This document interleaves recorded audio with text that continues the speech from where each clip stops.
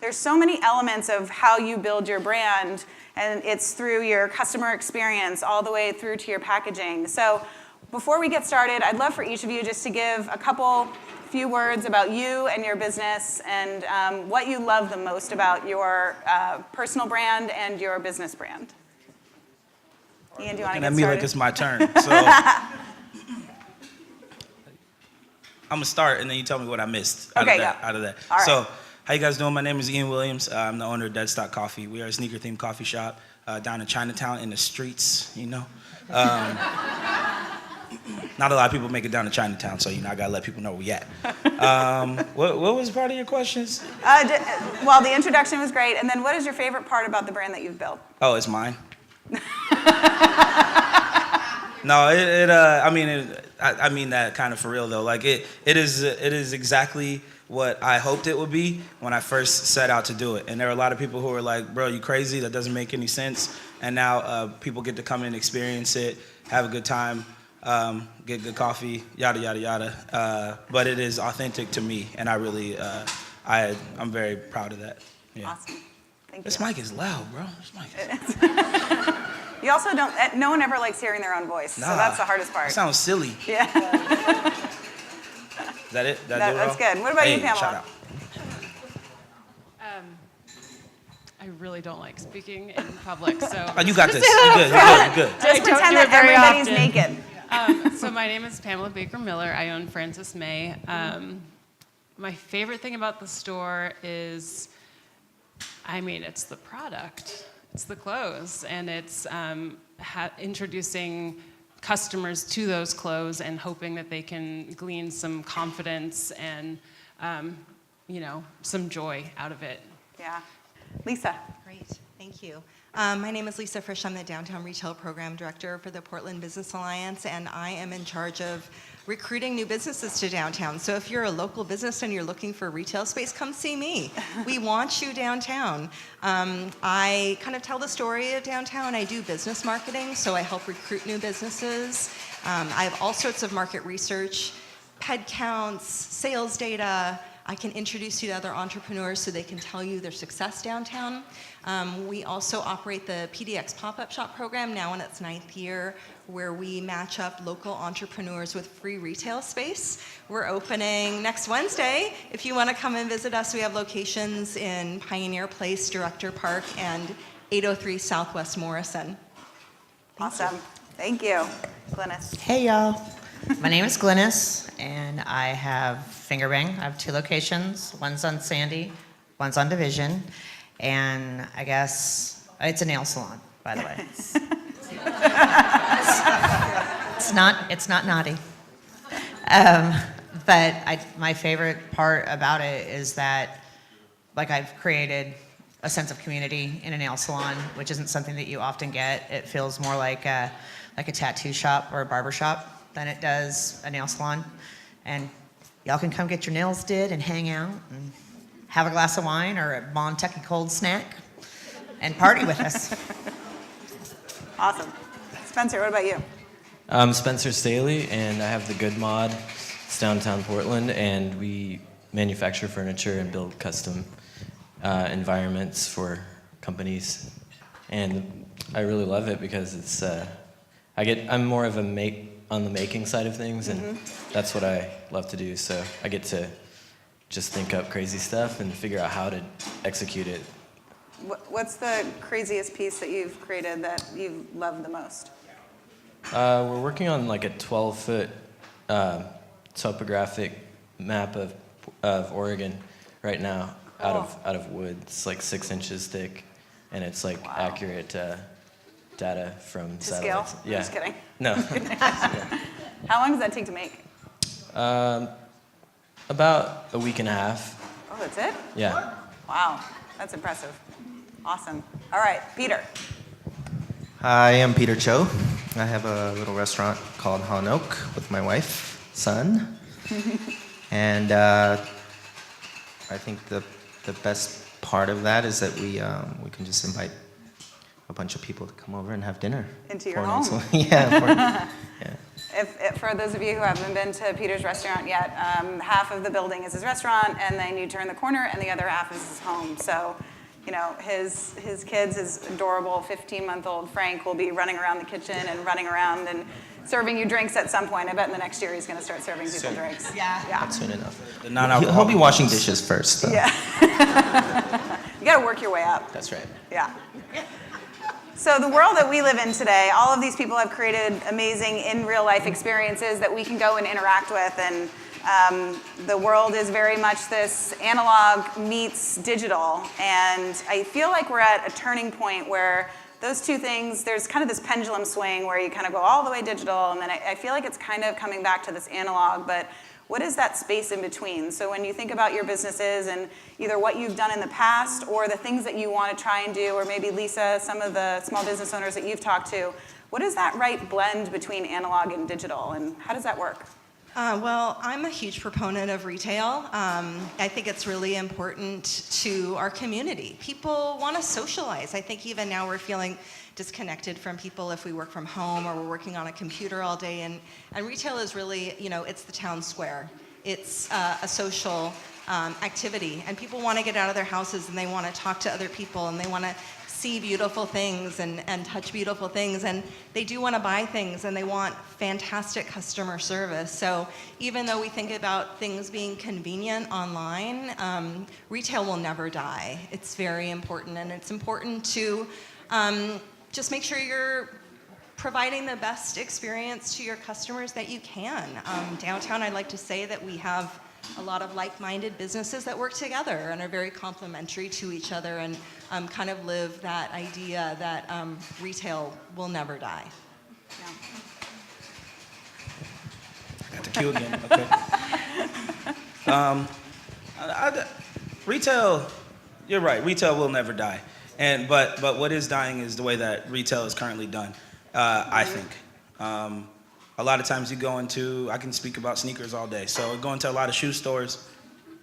You go into corporate shoe stores, and a lot of times they're just like some shoes on the shelf or some clothes on the shelf, and you go in and your experience is like, there's a thing, I guess I better pick up the thing because I guess I want the thing. But like, you don't like being there. So that's why people have gone to buying things online, right? Because the experience is the same experience that they could have sitting on the couch or like from their phone or whatever, right? And probably get it for cheaper. But if you can create that space where people want to be, where they feel comfortable and where that interaction is not just based on the transaction, then they're going to buy stuff. And they're going to come back and they're going to bring their friends to buy more stuff, right? So that's the way that I see retail right now. Just because, and it's really just because like when I was going out buying stuff, it sucked. Right? Like, but I tried to think of the times when I went into a retail space or something like that, the places where I got information, the places where I felt comfortable were the barber shop, and when I went to the skate shop, because at the skate shop and local sneaker spots, that's where you heard about what was going on in the community, and how can I bring those things together? So that's really all I wanted to do. And so that's an interesting point. So the barber shop, similar to a nail salon, Glynis, is everyone has to experience your brand in real life. Like, you have to physically go there. So when you've got 70,000 followers on Instagram, because you create art along with that, 70,000. And so what is that like? What does that blend look like? Like, obviously it's art, so you can share it, and Instagram's a great channel to do that. But how did you find that right balance, and how did you create your brand through those digital experiences when no one's ever been into your store? Well, I think that I just decided to like push the social thing really hard at first, and like I started like during the build out of the first location, and like just like content. There has to be content every day, and sometimes I flood people's feed and get some really curt DMs about like maybe I should slow down, and I'm like, well then maybe unfollow me. That's cool too, but Yeah. like so in the nail world right now, it's all about like inspo. Like, people bring in inspo, constant, just a barrage of like other artists and other salons over like from Pinterest, but a lot like on the East Coast and like a lot from Japan. There's a lot of really insane Japanese nail artists and a lot of Russian nail artists that people like bring it in. Like my business would be nothing without Instagram. It wouldn't. Like So if that's the case, then how did you make your content uniquely yours? Like part of it is my the logo. art.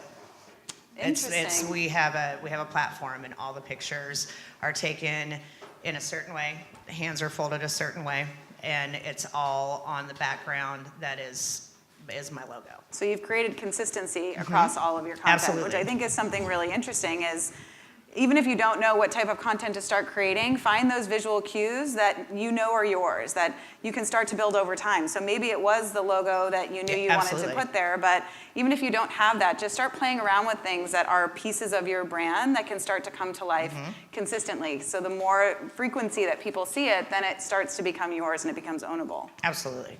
Yeah, and my logo, and I guess the name is, pretty. Yeah. I mean, it is. It's, Yeah. Exactly.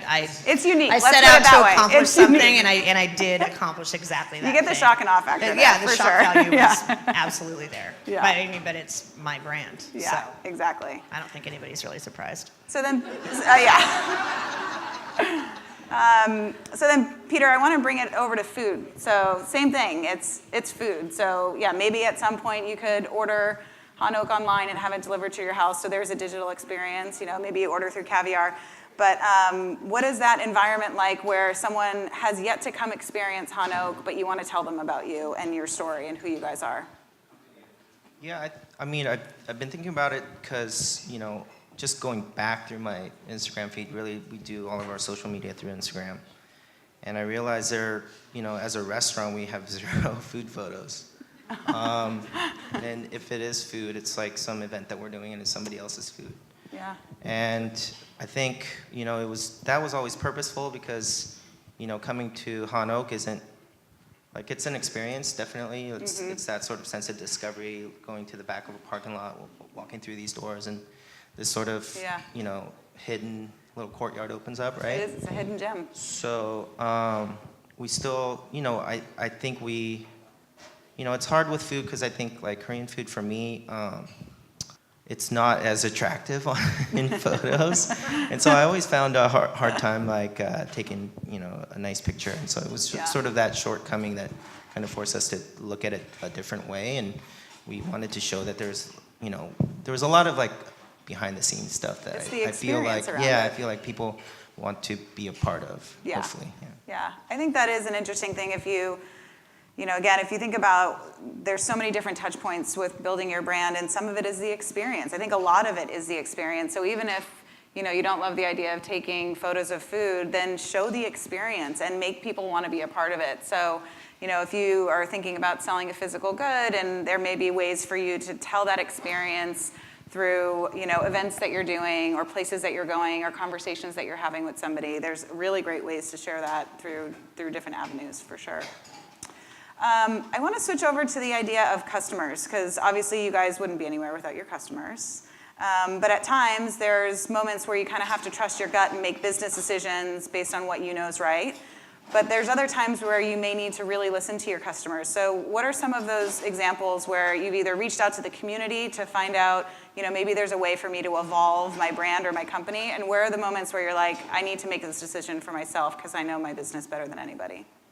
Spencer, what about you? Because I think your clientele is maybe a little bit different, so I'd be interested to hear what you have to say about that with furniture. I'm not sure how to answer that. Can you elaborate on your question? Yeah, well, I think for you, because some of your customers tend to be like corporate clients as well, right? So building furniture specifically for them. So maybe has there been a moment where the inspiration has specifically, been driven by you and what you need to do for a project, or has some of it been, I really need to listen to my customers and take some advice from them to figure out where to evolve some of your work?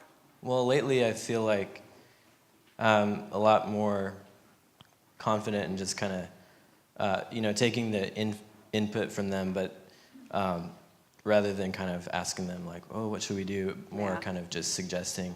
Now that have been doing this for a long time. Right. I feel good about just kind of guiding them through it. So that's kind of good. taking control a little bit. Yeah. And they appreciate that, I think. So. And it probably feels like collaboration, but you're also helping to guide the experience. Right, because they don't understand how things are made all the time. So. Yeah, exactly. Ian, what about with coffee and sneakers? I mean, we kind of have two customers, I guess, right? We have the person who just needs a cup of coffee to get through the day, and then we have the sneakerhead, or the person who's like really interested in sneakers, either as like a passion or as a career or something like that. Excuse me, I've been like talking. I make coffee, y'all. I be talking all day. So. But I don't know. It's interesting to try to make a place that's cool, where like both people are comfortable being there at the same time, and it still has to be like honest. I mean, how many of you guys have actually been to the coffee shop? Like, raise your hand, right? Okay, That's pretty good. Thank you very much. When you came in, was it quiet? No. Right? Were the walls like white and plain and like sterile? Right? I purposefully want everybody to feel a little bit uncomfortable and realize where we are, so that everybody's like, oh, wait. Oh, okay, cool. Y'all are uncomfortable too. Like, who pulled the door when you walked in? Like, the door's backwards. Our doors are backwards, kind of by accident, but like mad people pull the door, and then you get laughed at when you walked in, but everybody laughs at you. Like, so, but By like, the way, that's part of your brand. it's not part of my brand. It's part of the fire department, the fire marshal. That's not on me. Even the fire marshal, when he comes in, he pulls the door, and then he looks at it, and he goes, oh, that's right, I chose this. You know, and he pulls the door.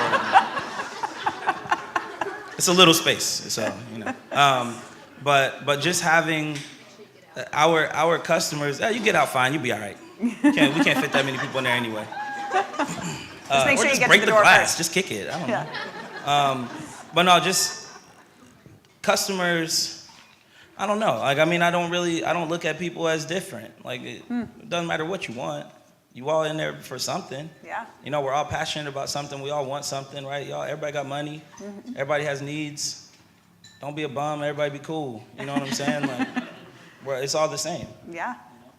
What about with clothing? Yeah. I really feel that my customers have led me directly to where I am now from the very beginning. Interesting. We started carrying men's after the very first year because we had so many men coming in off the street asking specifically, why are there not independent designer boutiques for men? And so we started. My husband says men. the same thing. Yeah, I mean it's hard, and there's not that many. Yeah. So that was after a year, so it's been 9 years we've carried men's. 10 years. That's dope. Round of applause for Yeah. 10 years for Frances May, by the way. Yeah, 10 years it's like maintenance at this point. It's like not the exciting part Yeah. of like, Yeah. Well, that's trailblazing. interesting. That's future. interesting, It's though. like- So 10 years, like you're saying, 10 okay, years. it's maintenance mode, but you must feel these moments where you need to evolve or continue to grow, and like, where are those moments? Like, where do you find them? I call it restless mind syndrome. It's like, I mean, it's sort of a joke, but it's also, as soon as I start feeling comfortable in what I'm doing, I feel like I'm not doing something right.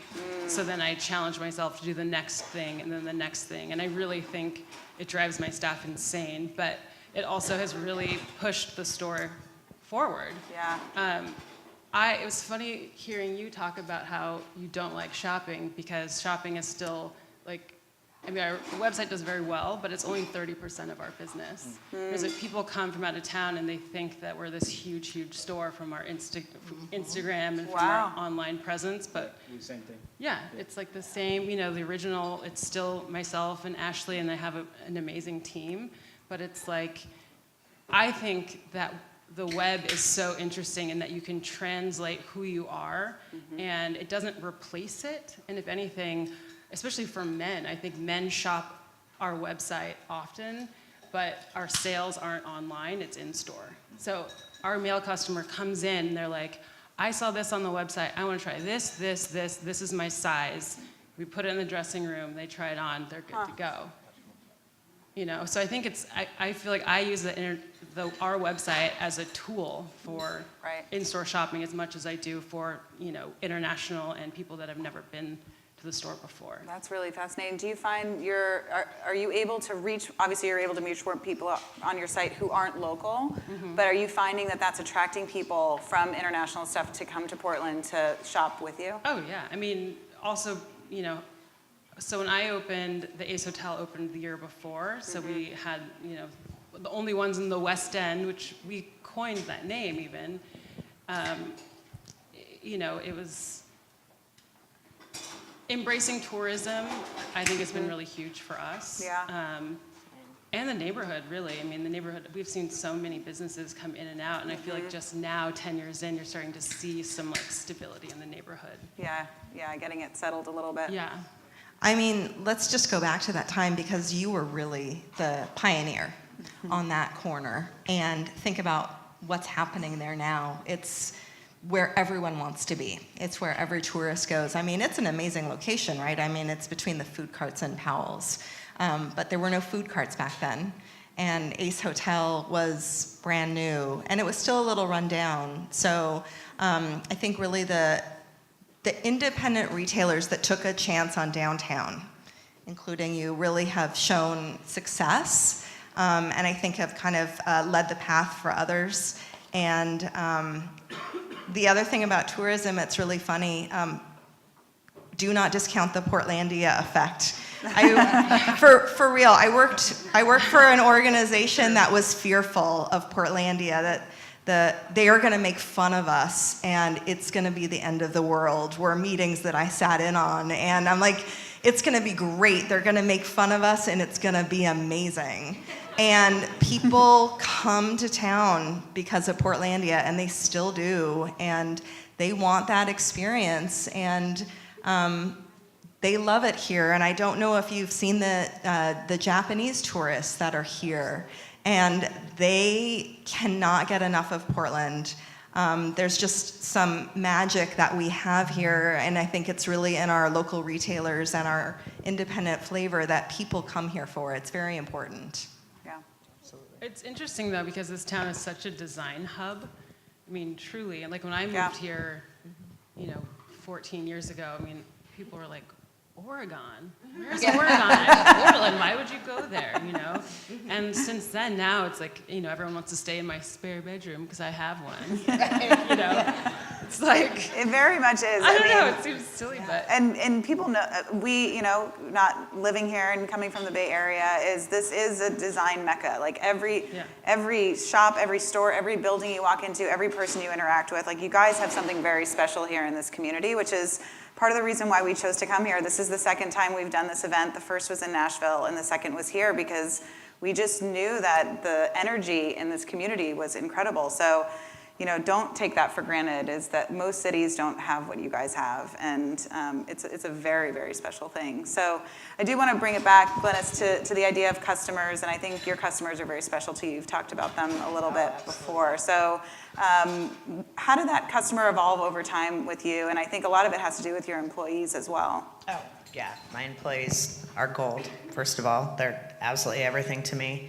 And our customers, like my background is in bartending, and I'm an esthetician. I don't do nails at all. And I was a strip club bartender for 6.5 years, and obviously, like, have hung out in the tattoo community a lot. And I mean, you know. But I thought that primarily I would have like punk rock kids and metal kids and strippers, and it would be like this like mix of, you know, every degenerate that you could find that could scrape together enough money to get their nails done. And it has been shocking how it is the antithesis of what I thought that it would be, because strippers don't really plan to get their nails done. They just, you know, they snap them off on the pole and they go get their nails done. And then, like, we do have some that come in, and we have a lot of, you know, we do have the punk rock kids and the metal kids and whatever, but we also have a lot of people that, like, we have a lot of suburban moms who want to say that they got finger banged. I need to make shirts that say I got finger banged in Portland or something like that, because it's true. It is. It is what we do. We just finger bang the world. But honestly, And there's the but we have a lot of people who don't necessarily feel comfortable going to other nail salons because they feel judged. We have a really large trans client base, and they are exceptionally important to me. I'm about to get emotional. I have some who have decided to live their truth later in life, and it has been a pivotal step for them to sort of to show the world who they are. And they have started with maybe a pedicure with some art, and then moved on to having their nails done, and now they're wearing extensions. And it's just, they are so very important to me. And the fact that I've built a space where people feel like they can come and be comfortable, because that's what I wanted. I never felt, when I was getting my nails done, I never felt like I could, drop as many F-bombs as I needed to, or, they would give me one glass of wine when I clearly needed at least 4 to get through a manicure. And there was never a good show for me to watch. And the movies in my salon are highly curated, and the music is curated, but it's on a thumbprint situation. So it rotates genres all day, because my girls would listen to trap rap all day long. And That's the atmosphere. look, it is, but we need some. When I was in there, Monty Python was on, which is pretty good. Right, there's a lot of kung fu. I have, I'm B-movie kung fu chick, and a lot of gnarly 70s horror, and but it's not what you get everywhere else, and that's really what I wanted. I wanted a space that had art. We have pinball, we have art. I have a pretty huge Star Wars collection at the Frisch shop. So it's just, if you haven't been, you guys should totally come, because I love every one of you. It's definitely a unique experience. It really is. And then Peter, when bringing it back to food, and what is your viewpoint on, obviously food brings people together. So the customers themselves, your environment in the restaurant just feels like a sense of community. There's communal tables and things like that. But what is it that you wanted to enable through that experience? Obviously a sense of community is a big one, but what have you found that maybe surprised you that you didn't expect to see with your customers? Well, what's awesome is, I think, a few of us have talked about it, but really you wanted to create a place that you want to be, right? And you and the people that are close to you want to be. And I think for me that was really important, because in a restaurant setting it's not very kid-friendly, right? Right. And my family is very important, and I want them to feel comfortable and feel like they're not being sort of shooed away as guests arrive. So, we really... And instead, Frank greets them. Yeah, Elliot is now standing at the door and welcoming people in. It's amazing. And Pepper. And Pepper sometimes is out, yes. But yeah, I think, we focused on us first. Yeah. And hoped that, people would want to be there too. So, People wanted to be a part of that. Sure. Yeah, that's amazing. One of the things that I find most interesting about some brands is these little surprise and delight moments. There's a sweater company that on the laundry tag, you flip it over and it kind of has the dryer instructions or dry cleaning, and then it says, or just ask your mom, she'll know what to do. And it's amazing, who would think of that little moment where you're oh God, do I get this dry cleaned? And then you have this beautiful moment. Or how many of you know the company FrameBridge online, where you can order framed prints online? I use them incessantly. But it's a lovely experience where you can upload your photos, and it's this very digital experience, and you pick the frame, and they send a beautiful frame to your house. But there's a handwritten note from whoever was responsible for framing that, and they write a personal note about the photo, and it's very touching. So, now that we've printed 10 or so of them, I actually look forward to getting that little note. So, what are some of the surprise and delight moments that you have? Obviously, Ian, it's the door for your shop. I don't know if it's necessarily delight. It's delight for me and us. And then after it happens to you and you watch somebody else do it, it's delight. But Yeah. I don't know. Kind of what you were saying, if somebody posts a picture on Instagram of some nails, right? a lot of people now, after 70 bands worth of followers, a lot of people assume that it came from you guys. Maybe they assume it came from you first. If somebody posts a picture of a latte with a stencil, like especially a shoe stencil on top, people assume it came from us first. We weren't the first ones to do it, but we mad swaggy at it, and and we're really good at it. I mean, like the twin turns, Connor and Chandler, we have twin interns. We call them twin turns. Twin turns. Yeah. Yep. Hey. And there's their brand. Hey, that is exactly their brand. Hey, 19 years old, both of them got an internship at Nike, and then it got extended. Yeah. Wow. No, they ain't no bums.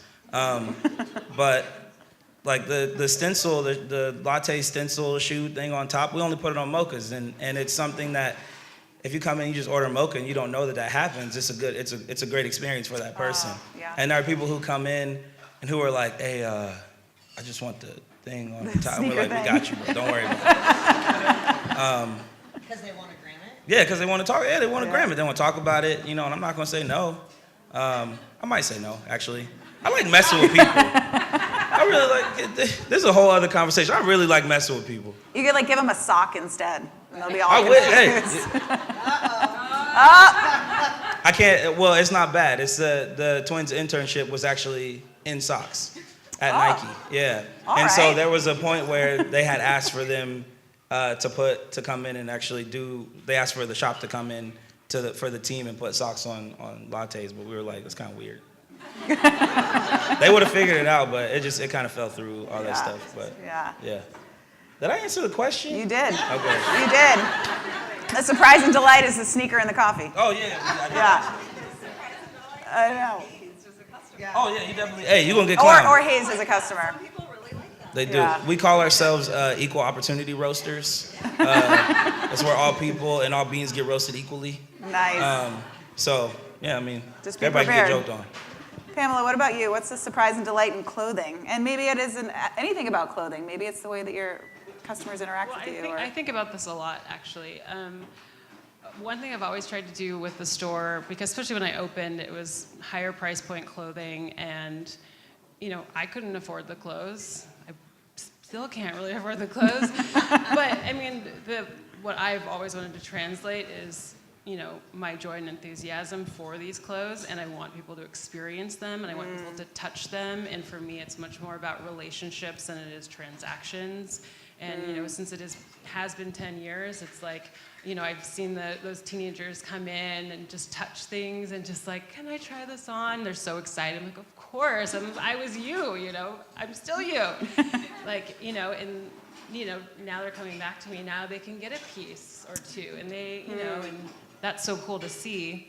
Yeah. But I think it's also just having that openness and just not being so precious and really I really want people to discover it's a tactile experience for shopping, right? So you want people to touch things, you want people to see themselves in them, and you want them to see these things in their life.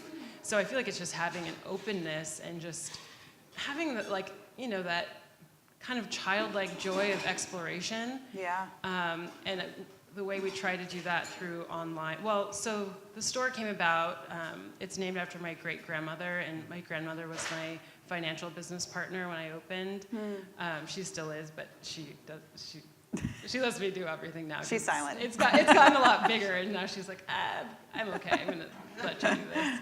I forgot what I was saying, but You're so talking about the online out, store. So Yeah. a lot of the branding came from the Scholastic vein. So the tissue paper is actually graph paper, and the receipts that you receive online are index library cards, and they still do the handwritten note, and everyone says, I don't know.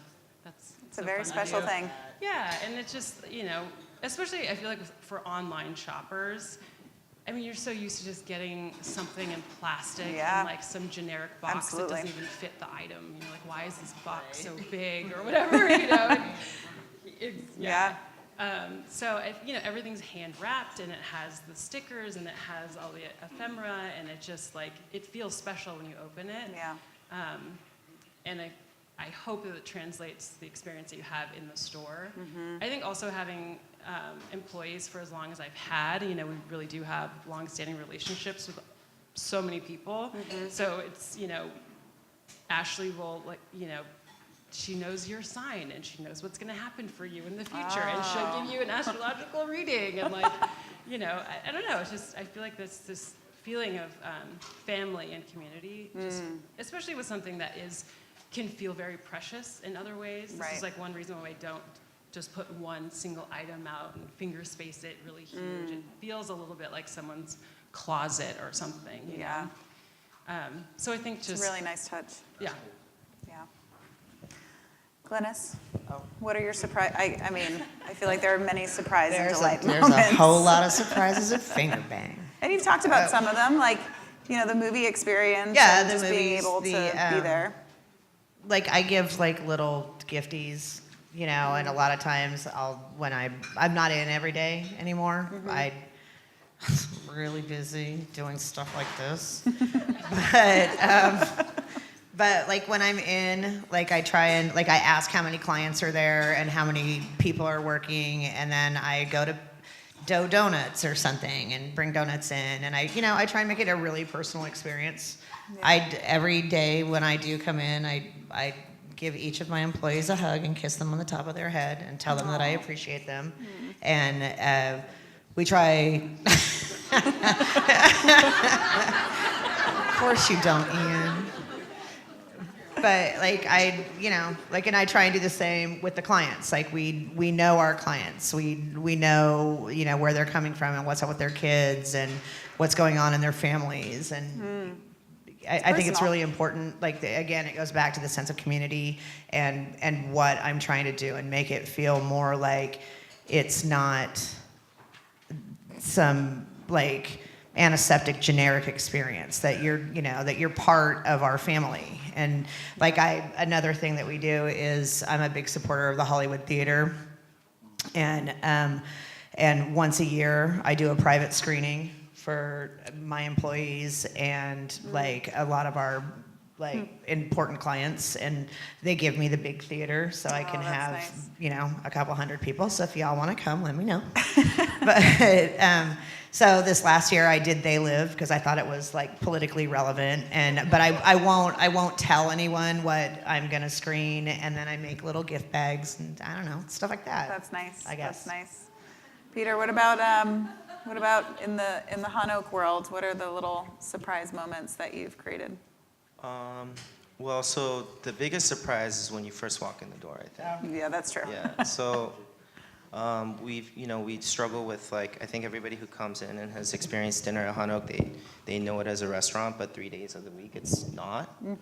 And so we still try to not put a sign on the door. And it was actually the biggest surprise for us when we first saw the space, that we just kind of like going to the back of this parking lot, not really knowing where we're going, and then like this weird door that we don't know if it's right. And that sort of, I think, that sort of surprise is great because I think it just kind of gets people ready to just be open to things too. Yeah. And not just, you know, because Korean food isn't, you know, there's not a lot of Korean restaurants here, and not a lot of people are familiar with that cuisine, and so I think it's nice. It sort of disarms everybody. Yeah. But although really nice. we've had people who've come in and been really mad about it and yell at us about putting a sign, and like people going around the block. So if any of you haven't been, there's a parking lot. You go to the Just back go of to the parking lot. Back of the parking lot. Yeah. So one last question, and then we're going to open it up to questions for you guys to ask the panelists. But you know, we are part of the Square family, and Square's purpose is to provide economic empowerment to small business owners. And really, what that means is we want to be able to give you guys access to the economy that, you know, 10 or 15 years ago you wouldn't have had. You know, being able to pay astronomical credit card charges and things like that. We just wanted to make it easy and relatable for you to be able to run your business. But that word empowerment, I think, is what we really hold true to ourselves when we build our products and what are special to us. But I'd love to ask, you know, if you looked back in however many years, so 10 years for you, Pamela, what were those moments where you felt empowered as a small business owner? Like every day, I'm sure it's really hard to do the jobs that you do, and there's a million difficult things, but where have been those moments where you've really felt empowered? For me, it is the fact that I provide an income for 32 people, and I give them a creative space that they can come and completely be themselves and make tiny little art on fingernails and make people feel incredible about what's going on. And I think that the fact that I had a singular focus, just absolute tunnel vision to do this one thing. And I didn't do it till I was 47 years old. Like, I did not believe in myself enough to do it. And I finally just said, all right, like, I'm gonna roll the dice on myself. And I did it, and I accomplished my goal. And 3 years later, I'm sitting here and my mind is blown by like what I'm building and the potential that it has. So, I mean, if you guys want to get your nail license, you should totally come to work for me. And I'm not joking. So, that. What about you, Spencer, with, you know, being the maker and you're in there, you're crafting wood and creating furniture, where has been those moments of empowerment, or has it always felt the same? Do you always feel like you're doing that creation in a way that feels, you know, empowering to you, or is it kind of unique in different ways? Yeah, I would say that just being in there, surrounded by all those natural materials and getting to just work with your hands and build something is pretty empowering for sure. Yeah. And to be able to see that in the world, I'm sure, like when you go visit your clients' offices or go to a space. Have you ever been to a space where you didn't know the furniture was there and you walked in and you saw it? Or do you kind of always know where it's going to be? You mean for stuff that we sell? Yeah. A little bit of both. Yeah. It must be cool to actually see it out in the wild. For sure, yeah. Yeah. Ian? I mean, I don't want to talk. I like to talk, but I don't want to talk up here. They like to hear you Moments talk. of empowerment. Y'all don't like to hear me talk. Y'all don't gotta lie. Y'all don't gotta lie. I don't know. I mean, it is nice. Yes, our coffee shop is for people to come in and get coffee and yada yada. But for me, we look for people who are interested in the footwear, the hype culture, whatever industry as a career. And when I'm doing my job right is when somebody gets that opportunity to do that. So I think I said this last night. You guys weren't there, my bad, but yeah, I said if I have somebody for like 6 months and they move on to whatever it is that they want to do, let's say like you work with me, you want to be a shoe designer, you get that shoe design job. It sucks to lose you, but that's why I'm here. So that's what it's all about. That's empowering. That is empowerment right there. Yeah. Yeah. Plus, I get to do whatever I want to do. So that's empowering. That's great. Awesome. Well, let's open it up to the floor. What questions do you have? What can we answer? May I ask, how much money did you have to start out with? Did you save a bunch of money? Yeah, Me? you. I had like $8. All right. No, to start, I don't actually know how much it costs to start the shop, but actually, I worked at Nike before I did the coffee shop. I was there for 9 years, and I actually cashed out my stocks and 401k to open the coffee shop. So your boy got 0 bands, but I also have very low debt, so which is way more important. Yeah. Yes. Do you guys ever partner with anybody else in your community? So for like Ian with you with Pencil or anybody else? What are your partnerships with other local businesses in your community? It's a great question. I mean, this sweatshirt is a partnership between Deadstock and Index, a consignment shop around the block. I actually mentor at Pencil, and I guess we partnered to I try to help people get into the school, and I employ a lot of people who've gone through the program. I mean, I just try to, I don't know, do we really do partnerships? Well, what about with the athletic community? Oh, yeah, with the athletic, we did, I'm wearing some athletic socks right now. There Shut you up. go. You know what I'm saying? I know y'all seen these socks on the block. Jeremy would be proud. Jeremy would be proud. We did a sock with the athletic that was inspired by a coffee bag that we did that was inspired by the Jordan 7. So we had Jordan 7 bag, Jordan 7 sock, and then if you had the shoes, you know what I'm saying, you had 360 experience. All day, every day. Yeah. I don't know. You know what? I have a question for you, man. Because what you do is super dope. Like, not that you guys don't do dope stuff, but I feel like you didn't really get a chance to really like say what you had to say. Because what are the experiences? People bring stuff to you that they're like, man, can you make this better, right? Mm-hmm. What are the experiences that people have? Like, what is it that you do, like those things that they find or whatever, when they bring you something that's like old or beat up or whatever, and they're like, they don't know what it's gonna look like, but you know what's gonna happen. Oh gosh, thank you. Yeah, we just have we have the tools to do it, and a lot of times we don't know, because most of what we get is we've never seen it before. And I mean, we've done things like it, but there's kind of like a collective knowledge that's built up with everyone, and a lot of research goes into it. But sometimes we just kind of wing it, and we actually, make a lot of mistakes, and then try again, kind of thing. Yeah. That's dope. What's been the piece you've been most surprised by, like something that came in and it turned into something you never thought it was going to? Oh man, I have no So idea. many? Yeah. We've got kind of a partnership going on right now with, Pass the mic over. with the Hoxton Hotel and Travel Portland. Asa Bree and I are going on Tuesday to Paris, London, and Amsterdam because they just opened here, and so they reached out, and we're gonna go there, and I'm gonna talk about Portland and the business, and she's gonna do some nails. So I think that's cool. That's pretty cool. Yeah, and we have like a collaboration. We're trying to develop a CBD soak, because I do all of our lotion, our cuticle oil, our soak, and our scrub are all sourced at the Dragon Tree Apothecary. They're local and all organic and vegan. So we're not a vegan salon. I am not saying that, so please don't vilify me online.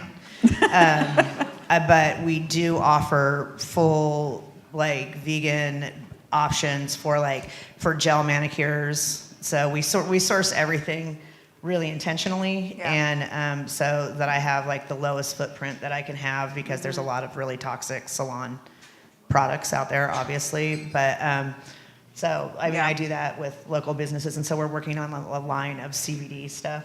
Oh, So yeah. because it's on trend. It is very trendy right now. Yeah. Pamela, what about you with collaborations? I mean, I feel like that can be local and global, and I mean, you've got so many brands in your store. That's what I was going to say, is being retail in itself is a collaboration with every single designer that you carry. We do work and always have worked with a lot of local designers.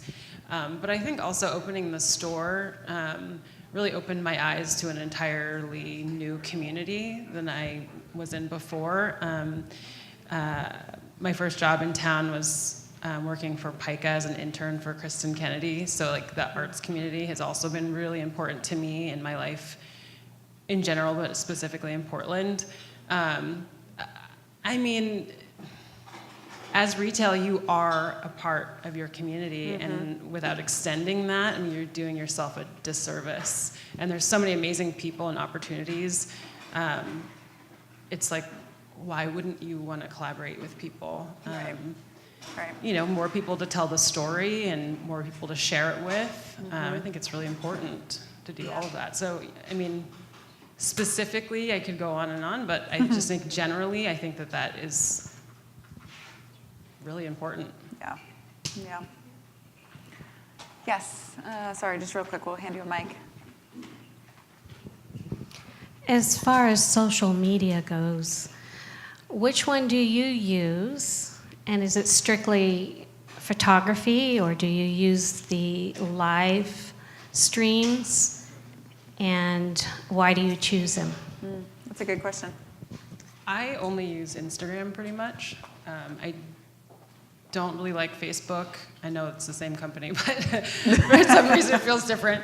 I myself am more product and visually. I respond more to that.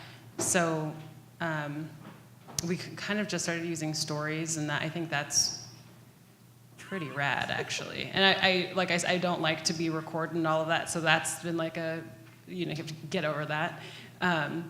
But especially for retail, because there's so many of us out there. The only way that you can define yourself is by telling people who you are and your opinion and your interpretation of these things that, like you said, are available in other places. So why do they decide to shop with you? Because of the experience and because of the way you're styling it and the way that they're seeing you in it. So I feel like stories is a new tool for us, and I think it's going really well. Yeah, I think they do a good job with creating different types of tools to be able to engage through stories. So using polls and questions and things like that. It's a great way to engage with the community. It's a great way to get customer feedback. So I agree. I think they do a really good job of that. So if you don't follow us on social media, you should. Downtown PDX. I have a very talented social media coordinator who's out there every day generating content. We have 250,000 followers that we talk to on Facebook, Twitter, and Instagram every day. And our job is to promote downtown Portland, and we do it with a curated and editorial eye. It's not pay for play. We're out on the street telling you what's cool, what's going on, stores you want to be at. We do a story every day. And it's just really fun and engaging, and I encourage you to follow it because you'll find new businesses popping up downtown all the time. And again, I'm not taking credit for it. I have a very, very talented social media coordinator that I wish was here tonight so you could meet her. Cool. All right, well, I'm going to give you credit right now, Alexis. Last night when we were all at dinner, I was talking about how I do stories occasionally, and then when people do stories, and then you click on their story, and then it asks if you want to share it. And I started doing it today because everybody at the table was like, "Girl, come on!" And I did. It's a big deal. I did, and you guys were right. So I give you credit for that. I have never done a sponsored ad. I've never paid for anything. I don't do really contests. I keep meaning to, but I do all of my own social media for the business and my personal, so they're kind of linked. And I agree, like I do Instagram, but I do Twitter and Tumblr as well. But I think that Instagram is what has the most impact for us, at least. What about you, Peter? And thank you for the suggestion last night, by the way, everyone. You're welcome. We're using MySpace, and it's not going too well. And Friendster. I think, yeah, we're not getting a lot of traffic or traction there. No, mostly just Instagram, and stories are great. I do a lot of the stories, and then my team does the posts more. I love how digital. Spencer just came in hot at the end of this panel.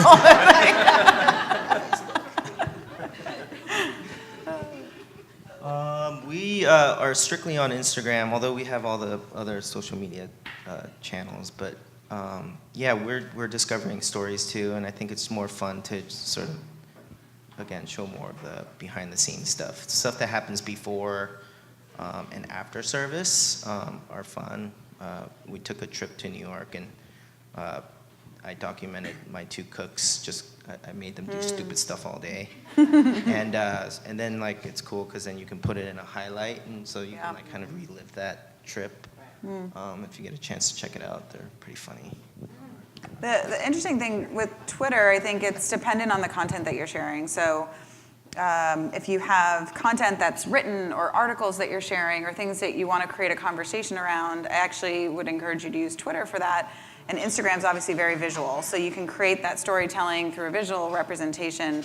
But I think the two of those kind of have different use cases depending on what type of content you have and how you want to engage with your customers.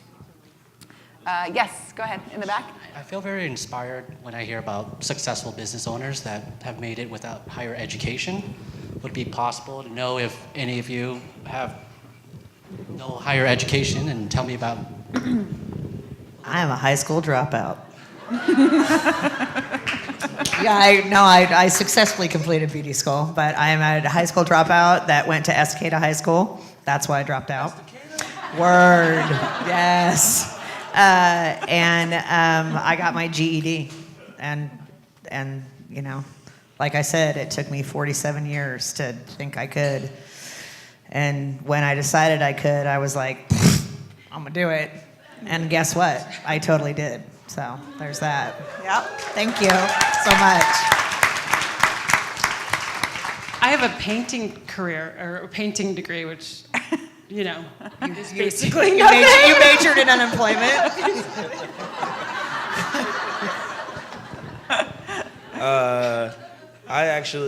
I never graduated high school. I was supposed to. I had one more. I walked, and then I got that diploma that was empty. You know what I'm saying? It's a nice picture from my mom, but I was supposed to go back and take a history class and just never did. And then got into PCC, and I think I was in PCC for like 2.5 years, and I think I took like 3 classes. And then my high school closed, so like nobody knows I didn't graduate high school. Can't get the records. Huh? You can't get the records. Nah, what records? I don't even know what you're talking about. And then now I actually have an honorary degree from PCC.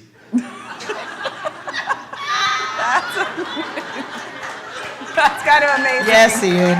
Yes. I actually think, going back to that question, I think some of it has to do with education because, yes, getting degrees can be helpful. And then I think there's other moments, and all of you have talked about this, which is like sometimes you just have to do it and take the leap and figure it out. And sometimes you fail and sometimes you don't. And actually the panel tomorrow night is specifically around that content, which is let's talk about taking the leap even when you're actually scared completely out of your mind. Because I think every single one of you is probably either in that moment or about to go into that moment or have been in that moment. And I think that's the realness of it is, yes, education can definitely help, but sometimes you just have to do it and see what happens. Yeah, I majored in blowing it with everything else other than raising my sons. Like, and then I did this, and I was like, oh. We'll take 2 more questions. What failures did you guys have when first figuring out your branding?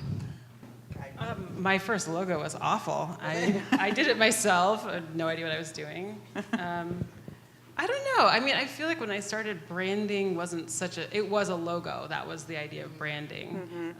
That has really evolved. And honestly, I had never really started thinking about Frances May as a brand until about 3 years ago when I expanded.